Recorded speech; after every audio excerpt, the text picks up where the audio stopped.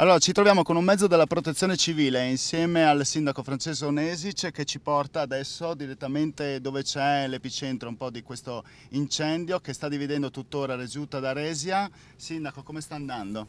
La situazione è ancora preoccupante, il versante si è allargato e soprattutto a quest'ora qui comincia a alzarsi il vento e a complicare le cose. Adesso dove vi accompagno è dove il fuoco è iniziato, mercoledì nel primo pomeriggio, e si potrà benissimo vedere il versante che ha preso fuoco con i sassi che stanno cadendo.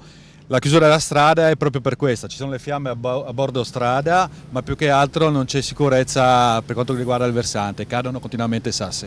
Minaccia le case?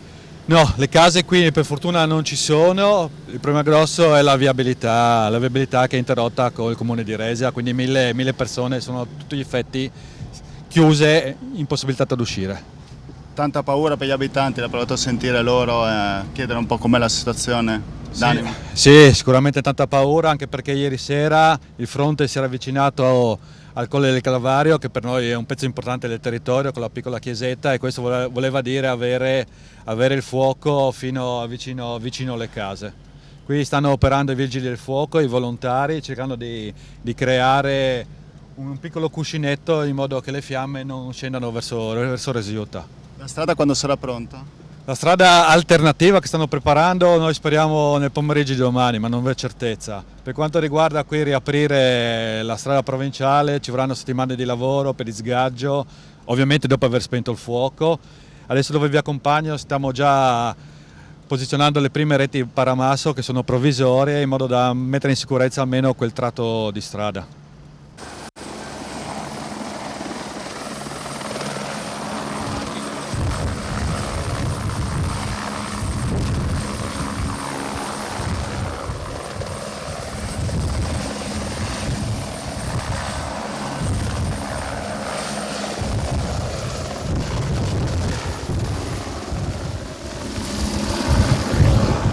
Eccoci, vi abbiamo fatto vedere in esclusiva le immagini del caricamento dell'acqua da parte di un mezzo, un elicottero del 112. Da dove arriva questo mezzo? Questo arriva dalla provincia di Trento, ci sono in aiuto, è venuto oggi e ci sta aiutando moltissimo in questa operazione di tenere sotto controllo questo versante che sta salendo purtroppo verso il comune di Resia. Quante persone, quanti mezzi sono impiegati in questo momento? Sono circa fra le 60 e le tante persone, fra volontari che devo ringraziare, la polizia locale che avete già visto, soprattutto i vigili del fuoco, la nostra forestale, insomma i pompieri volontari e in più oltretutto 2 elicotteri e da stamattina per fortuna 2 canadairi che ci stanno aiutando. Sindaco, la situazione non è sotto controllo in questo momento? No, non è sotto controllo, il fronte si sta ancora allargando, adesso a quest'ora assolutamente è il punto peggiore, che si alza il vento e tutti i focolai riprendono forza. Sta arrivando di nuovo a caricare l'elicottero in questo momento. Sindaca, eccoci qua. Buongiorno. Buongiorno. Com'è la situazione a Resia? Se la può raccontare perché non è raggiungibile per noi, per altre persone? No. Siete isolati? Siamo isolati, però stamattina alle 7 quando abbiamo visto 2 Canadair che arrivavano eravamo molto più felici. In generale la situazione insomma piano piano migliorerà.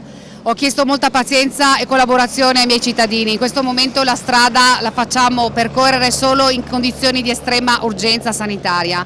Il resto diciamo lo teniamo tutto a casa, ecco. Volevo anche ringraziare tutti quelli che ci stanno aiutando, i vigili del fuoco, la protezione civile regionale, i volontari delle squadre antincendio. Stiamo ricevendo moltissima solidarietà e quindi questo è molto positivo, molto bello. Ci vorrà ancora qualche tempo.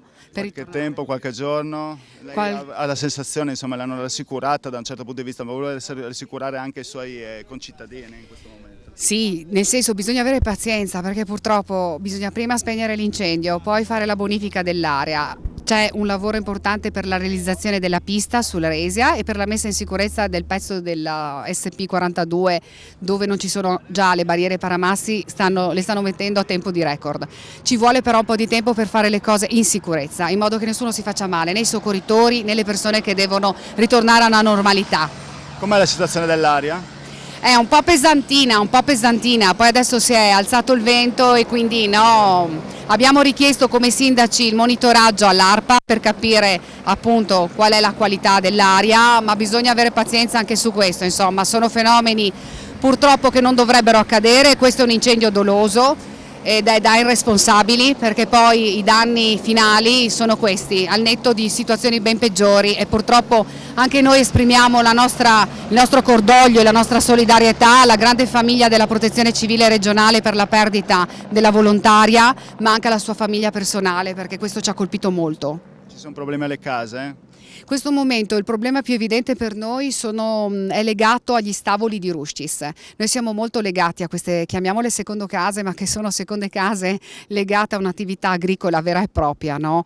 Non sono chalet di sicuro, insomma. Però i pompieri hanno fatto un ottimo lavoro, stamattina è stato bagnato il perimetro, sono sul pezzo e quindi molto ci sta rincuorando, e anche i proprietari di questi stavoli sono più tranquilli. Avete la certezza comunque che sia doloso? Ma io ho la certezza, io ho capito che insomma ci saranno le indagini del caso, ma di sicuro insomma non si è acceso da solo. Adesso siamo con l'assessore Andrea Beltrame del comune di Resiutta. Alle nostre spalle è il punto in cui diciamo è partito a Portostrada, in questa provinciale 42, il rogo. Questo a partire da che giorno? Da ieri che sta facendo questo tipo di fuoco. Ieri mattina insomma è partito, quindi siamo qua appunto tentando di fermare questo danno, insomma, questo rogo. Quindi Un danno ambientale, un danno faunistico? un danno ambientale molto importante, considerando che siamo ai limiti di un parco e siamo all'interno di un'area MAB UNESCO, quindi è una cosa abbastanza grave per la biodiversità questo, quindi un danno ambientale molto forte. Quanti ettari si rischia di perdere in questo momento? Molti, non abbiamo fatto il conto, ma sono molti, perché facciamo il conto che abbiamo 6 km di valle, quindi fino in cima alla montagna e poi anche giù dall'altra parte è un problema, insomma, sono molti ettari. Ecco, lei è testimone, anche essendo assessore dei lavori pubblici, di quanto state cercando di operare per costruire questo bypass, che dovrebbe essere lungo quanto, dove si svilupperebbe? Dunque il bypass parte da qui dove siamo noi adesso e arriva fino alla frazione di Povici, lungo il Gretto del Fiume. Sono circa 1,5 km di bypass lungo il Gretto del Fiume. E qui dobbiamo ringraziare la Protezione Civile che ha dato la disponibilità dei fondi anche per i mezzi e la disponibilità della ditta che sta lavorando alacremente per preparare il fondo stradale abbastanza importante per poter transitare con, abbastanza tranquillità, piano piano ma con abbastanza tranquillità. Che c'è da aiutare i residenti anche di Reggio. Certamente, questa diventerà l'unico punto d'uscita dalla valle da parte dei nostri amici di Resia. Senta, nella sua esperienza mai ha visto una cosa del genere fino adesso? Diciamo a questo livello no, qui diciamo perché le condizioni climatiche sono molto cambiate, è tanto tempo che non piove, la temperatura è altissima, ci sono già stati incendi in questa zona, però non così importanti, così vasti, proprio su questa montagna, quindi questo è il frutto anche del cambiamento climatico e dei calori di questo periodo, perché sono molti mesi che non piove, quindi il sottobosco è secco. Ecco, noi siamo testimoni di farvi vedere in questo momento che sta riprendendo soprattutto il fumo, il fuoco proprio in quella parte della valle, cioè sarà a 200 metri da noi, perché in questo momento c'è sì un elicottero che sta operando velocissimo, è arrivato da Trento, no? Se non sbaglio, sì. Però può anche non bastare perché la situazione non pare completamente sotto controllo. Assessore, il vento non aiuta in questo momento? In questo momento aiuta per allontanare i fumi, per non dare disagio alla popolazione. Non certo per sviluppare il fuoco. Però questa leggera brezza, che non è un grande vento, però aiuta moltissimo a riprendere quei punti che non sono ben spenti, come stiamo vedendo. Le fiamme riprendono e vanificano anche il lavoro stupendo che stanno facendo con gli elicotteri, perché Sì, litri e litri di acqua che poi vengono, come posso dire, il lavoro viene vanificato con una bava di vento che alimenta questi focolai. Ecco, qua è il rischio maggiore soprattutto per stavoli, ripetitori, non case vere e proprie in questo momento. Allora, diciamo che oltre questa zona siamo in comune di Resia e noi gli elicotteri stanno tentando di bloccare il fuoco, che non arrivi a un ripetitore della RAI, un ripetitore anche per collegamento telefonico, e che scenda verso la località di Ruskis, che è una località non sempre abitata ma con immobili e con proprietà. Si è fatta un'idea delle cause? Da che cosa può essere scatenato tutto ciò? Perché in questo momento ci sono tantissimi focolai in Friuli. Sembrava solo il Carso, poi adesso però tra Pulfero, Porpetto e adesso ovviamente Resia, che è il più grande, quale potrebbe essere stata la causa? Ma io non credo all'elemento naturale d'incendio, quindi fra le tesi della cicca o dell'autocombustione o il doloso, io propendo per il doloso, perché come è partito e da dove è partito e come si è sviluppato sembra doloso. È chiaro che le indagini le farà chi di dovere, questa è una mia supposizione basata su un'esperienza da tempo che non si vedevano certe realtà, perché dobbiamo pensare che l'incendio è partito nel posto peggiore, nel momento peggiore. C'è un altro problema, e l'ultima cosa che le chiedo, la questione dei massi, perché qui potrebbero anche cadere da un momento all'altro, la strada non è completamente in sicurezza. Certo, questo è uno dei pericoli, perché dopo l'incendio smuove quelli che sono i massi che non sono stabili, e lungo la strada c'è sempre caduta massi, e noi aspettiamo con trepidazione la pioggia, ma anche con paura, perché o viene una pioggia abbondante dove spegne l'incendio e quindi riesce a fermare il problema, ma se viene un temporale abbiamo anche il rischio che non spenga l'incendio, il sottobosco è bruciato e non ci sono diciamo i sassi che sono pericolanti non hanno più freni, quindi con l'acqua possono scendere sulla strada. Grazie Assessore. Prego.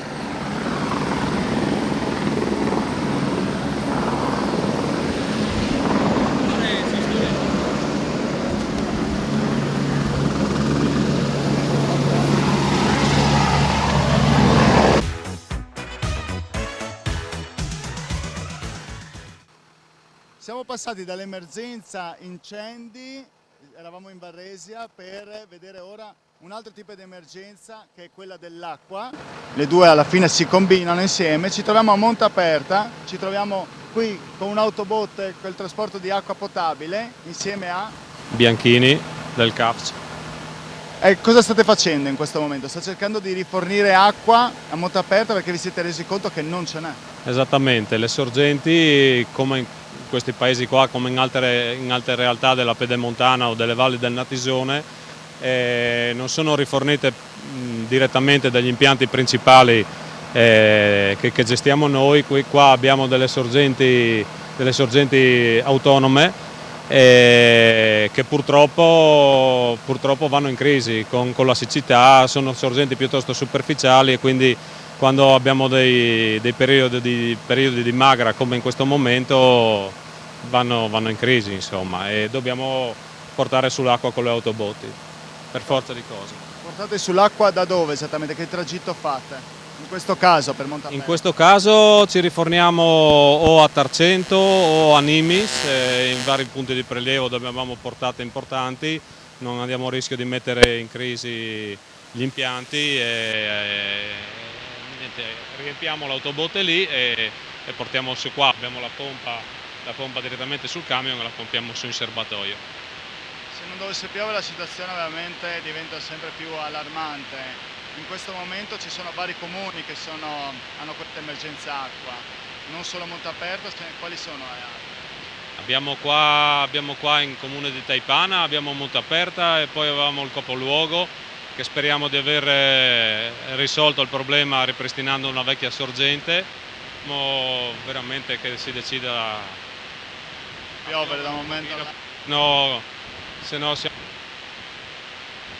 teniamo conto che ci sono altri vostri colleghi da altre parti, Ampezzo, Sauris. Certo, i colleghi dell'ex Carniacque sono impegnati anche loro nella riparazione di perdite, nel trasporto con la loro autobotte, hanno una zona ampia, quindi anche loro hanno parecchie difficoltà, hanno tanto lavoro. Quanto tiene questa cisterna? Questa 15 cubi, 150 ettoletri. Basta per quanto tempo?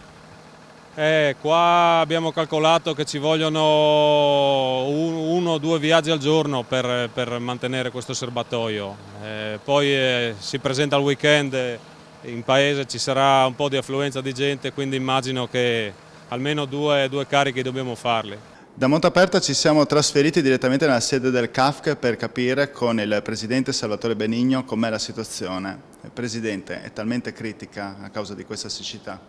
Ma diciamo che questo forte cambiamento climatico ha indotto una grande soglia di allerta e di attenzione. Oggi come oggi su 121 comuni soci abbiamo circa 14 comuni con fascia attenzionata, di cui 7 in zona rossa, che vuol dire quelle con massima criticità, che sono sostanzialmente comuni appartenenti all'area montana, altri 7 in area arancione dove non tutto il comune è in sofferenza e una stragrande maggioranza in area verde o gialla, che sono i gradienti più bassi. Diciamo che la montagna è quella più delicata, su questo noi abbiamo molto investito negli ultimi anni, ricordo che circa 26 milioni di euro di investimenti all'anno è il gradiente di intervento di CAFC. Cosa facciamo noi in queste situazioni? Cerchiamo di riempire quelli che sono i serbatoi, quindi le nostre squadre sono H24 impegnate nel territorio. Oggi avete avuto anche un esempio, diciamo, pratico, quindi un intervento massivo per cercare di risolvere quelle che possono essere situazioni emergenziali. Abbiamo anche la sacchettatrice, che è un nuovo investimento che abbiamo fatto l'anno scorso. Abbiamo cercato anche di avere dei backup con altri enti gestori, quindi tutti ci diamo una mano. Approfitto di questa opportunità che ci viene offerta anche per fare un appello ai nostri telespettatori, ai nostri utenti, cioè quello di avere dei comportamenti responsabili. Purtroppo siamo in una situazione non come ad agosto, addirittura iniziata nel mese di giugno, quindi le falde sono in situazioni di estrema criticità, l'acqua è un bene sociale per antonomasia che va difeso e protetto, per cui dobbiamo fare dei comportamenti virtuosi, dobbiamo cercare tutti di fare la nostra parte. Noi la facciamo sia operativamente ma anche con dei progetti di riduzione massiva di quelli che sono i tassi di perdite idriche. Anche qui vorrei essere molto chiaro, la regione Friuli-Venezia Giulia è una regione in cui le perdite idriche sono nella parte migliore della tabella nazionale, quindi intorno al 30-40%. È un concetto difficile da capire, mi rendo conto, da parte degli utenti e dei consumatori, però vi posso assicurare che i nostri investimenti tendono a ridurre costantemente di anno in anno quelle che sono le perdite idriche. Non da ultimo, tutti e 7 gestori si sono messi assieme. Nell'ambito del PNRR nazionale abbiamo presentato un piano di circa 47 milioni di euro tutti assieme, con degli atteggiamenti predittivi, cioè con delle tecnologie di ultima generazione, riprese satellitari, monitoraggi di tipo elettronico, per cercare di capire prima che l'evento si manifesti le eventuali possibilità di dove ci possono essere delle rotture delle condotte. Anche qui do un numero, per quanto riguarda CAF abbiamo circa 187.000 utenti e voi potete immaginare che potenzialmente ogni utenza ci può essere un distacco di condotta, quindi abbiamo un sistema con delle caratteristiche molto diffuse, abbiamo molte case sparse, abbiamo paesi molto piccoli, l'acquedotto arriva dappertutto, per cui c'è un grande e immane lavoro quotidiano da parte delle nostre maestranze per cercare di garantire il servizio, mentre nelle grandi città, per esempio con Milano che ha svariati milioni di abitanti, ci sono quartieri con 50.000 utenti dove sono tutti collegati ed è molto più semplice garantire, diciamo così, dei tassi di perdita idrica molto più contenuti. Però tutti quanti assieme possiamo darci una mano e fare il nostro dovere. Presidente, fa un po' specie sentir dire anche dalle sue parole che la criticità soprattutto nelle zone montane, dove dovrebbe esserci la fonte dell'acqua, dove dovrebbe piovere di più in questo momento. Ma noi dobbiamo considerare che per esempio negli ultimi dati statistici che abbiamo a disposizione è stato un inverno estremamente siccitoso, non abbiamo avuto grandi nevicate, le precipitazioni ormai da mesi sono estremamente contenute e per di più le fonti in montagna sono quelle superficiali, quindi le più delicate, mentre nel medio e basso Friuli abbiamo delle falde a profondità, diciamo così, elevate e quindi anche più difendibili. Comunque su questo abbiamo anche qui dei progetti di investimenti sulla informatizzazione pianificazione anche delle opere di presa in montagna per cercare di portare la tecnologia dove ancora abbiamo delle situazioni un po', diciamo così, un po' più arretrate, ed è quello che anche l'operazione di integrazione ultimamente fatta dal 2017 con il precedente gestore nell'ambito Kafka ha elevato quella capacità di investimento in quelle aree. Qualora non dovesse piovere anche nei prossimi giorni, sappiamo che c'è una perturbazione che arriverà solo nella giornata di martedì o mercoledì, insomma, cosa potrebbe accadere nella peggiore delle ipotesi? Che non ci auguriamo ovviamente. Certamente potrebbe accadere che i numeri diciamo così, dei comuni interessati dalla fascia rossa possono aumentare, su questo noi siamo già preparati, abbiamo già dei piani di emergenza adeguatamente studiati. Qui ricordo che abbiamo il Water Safety Plan, che è un programma strategico di tutti i 7 gestori che cerca di individuare le azioni a tempo debito, diciamo proprio le situazioni emergenziali. Pochi giorni fa abbiamo avuto noi un scambio, diciamo così, reciproco di flussi idrici con Idrogea, in questi giorni l'abbiamo fatto con il Poiana, quindi diciamo tutti assieme stiamo cercando di fare degli interventi cosiddetti di resilienza per garantire il servizio anche nelle situazioni più difficili. Da quanto capisco, al termine di questa intervista, lei è moderatamente ottimista nonostante la situazione un po' critica. Sappiamo di questi giorni, tra tanti incendi che ci sono, momenti talmente brutti che stiamo attraversando qua in Friuli Venezia Giulia, però il sistema può reggerà? Il sistema farà la sua parte, io caratterialmente sono ottimista, però la soglia di allerta è elevata, questo non ci deve distogliere, diciamo, da una responsabilità che è appunto l'appello che ho voluto fare all'inizio e che faccio ancora adesso ai nostri telespettatori, di avere un uso oculato dell'acqua e di fare tutti la nostra parte.